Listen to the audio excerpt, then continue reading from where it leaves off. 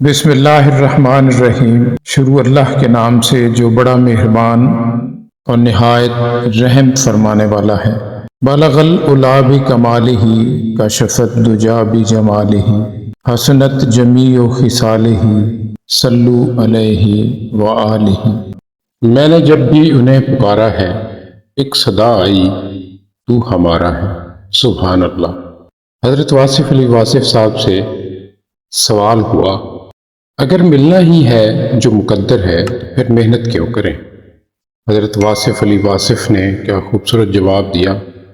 یہ سوال کرنے والا یہ بھی کہہ سکتا ہے کہ جنت یا دوزخ بھی تو طے شدہ ہے، پھر عبادت کیوں؟ یہ کس نے کہا کہ ہونا وہی ہے جو مقدر ہے؟ یہ اللہ نے کہا ہے۔ اس نے کہا ہے کہ تم اپنے مقدر میں رہن رکھ دیے گئے ہو، یعنی کہ تم مجبور ہو اس طرح کا عمل کرنے کے لیے جو تمہاری فطرت میں رکھا گیا ہے۔ تو آپ کا مقدر آپ کی فطرت ہے اور وہ طے ہے۔ محنت کا مقدر کے ساتھ مقابلہ کریں گے تو آپ کو سمجھ نہیں آئے گی۔ تقدیر کے ساتھ مقابلہ تدبیر کا ہوتا ہے۔ تقدیر طے ہے تو پھر تدبیر کس بات کی؟ اور اگر محنت سے مقابلہ کریں گے تو آرام کے ساتھ کریں گے، کیونکہ جو ہوتا ہے وہ ہو جائے گا۔ جس اللہ نے کہا ہے کہ تم اپنے مقدر میں پابند کیے جا چکے ہو، اسی نے وضاحت فرمائی ہے کہ تمہیں پیدا کیا گیا محنت کے لیے بھی اور عبادت کے لیے بھی۔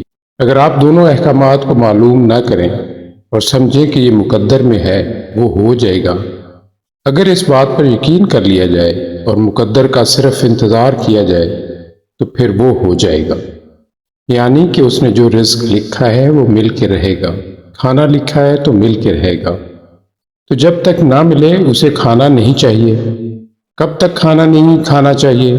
مرتے دم تک، کیونکہ ایسا یقین رکھنے والا کہتا ہے کہ جب وہ کھلائے گا تو ہم کھائیں گے۔ اگر مقدر میں ہے تو کھائیں گے، میں نے کمانا نہیں ہے۔ مگر آپ ایسا نہیں کر سکتے۔ آپ حکم کی بجائے ضرورت کے تابع ہو گئے ہیں۔ اگر تو آپ حکم کے تابع داری کریں تو پھر انتظار کریں گے کہ وہ دے گا جہاں سے مرضی دے گا، مگر آپ تو ضرورت کے تابع ہیں۔ اگر بچے نے کہا کہ کھانا لاؤ تو آپ نے اللہ کو چھوڑ دینا ہے، توکل کو چھوڑ دینا ہے اور کھانا لینے چلے جائیں گے، یہ کہتے ہوئے کہ بچہ مانگ رہا ہے۔ مقدر کی بات کو بعد میں دیکھیں گے کہ ہے یا نہیں، فی الحال تو ضرورت پوری کرو۔ اس لیے آپ کو یہ مسئلہ سمجھ نہیں آتا۔ ضرورت جو ہے یہ آپ کو تحریک دیتی ہے۔ پیٹ کی ضرورت، کھانے کی ضرورت، بیمار کو صحت کی ضرورت، دوائی کی ضرورت، نیند و آرام کی ضرورت۔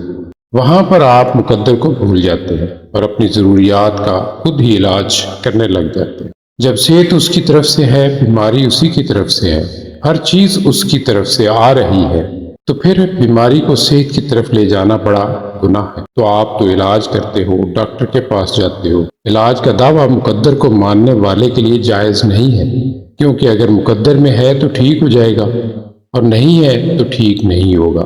اور دنیا میں ایسے بے شمار مریض گزرے ہیں جنہوں نے دوائی نہیں کھائی، وہ اکثر صحت میں رہے۔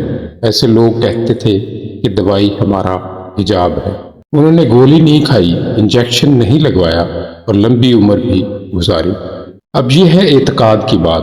اگر آپ کو مقدر پر یقین ہے کہ یہ طے شدہ ہے تو پھر کوئی بات زندگی میں خود طے نہ کرنا۔ پھر کل جو ہوگا دیکھا جائے گا۔ یہ نہ کہنا کہ کل شام کو ہم آپ کے پاس مدد کے لیے آئیں گے، پھر جو ہوگا وہ ہوگا۔ یقین والے کہ یہ مستقبل کی ساری پلاننگ ناجائز ہو جاتی ہے۔ جبکہ آپ کو پتہ ہے کہ مقدر طے شدہ ہے، پھر آپ پلاننگ کرنے والے کون ہوتے ہیں؟ بیماری اور صحت کی بات آپ نے سمجھ لی، غریبی اور فاقے کی بات آپ نے سمجھ لی ہے۔ اگر اس نے مقدر میں غریبی لکھی تو غریبی ہی قبول کرو، یہ دولت سے بہتر ہے، کیونکہ جو دوست نے لکھا ہے اسے آپ قبول کر لو۔ پھر آپ یہ دیکھو کہ اگر اس نے مقدر کو مقرر کر رکھا ہوتا ہے تو پھر نہ وہ انعام کا لفظ کہتا اور نہ سزا کا لفظ کہتا۔ جزاء المحسنین اور مکذبین، عاقبت اور سزا جیسے الفاظ وہ کبھی نہ فرماتا۔ اگر اس نے مقدر کو اتنا پابند کیا ہوتا تو دوزخ، جنت اور سزا جیسے الفاظ استعمال نہ ہوتے۔ آپ کو اتنی بات کا تو پتہ ہے نا کہ عقل پیدا کرنے والا عقلوں کا کل ہے۔ اس نے آپ لوگوں کو جزا سزا کا تصور دیا، جنت اور دوزخ کی بشارتیں عطا کی، زندگی میں سیئات اور حسنات کی بات کی، خیر اور شر کی بات بتائی۔ اگر اللہ کی طرف سے دو الفاظ آپ کو سمجھ آ جائیں تو یہ کمال کی بات ہے۔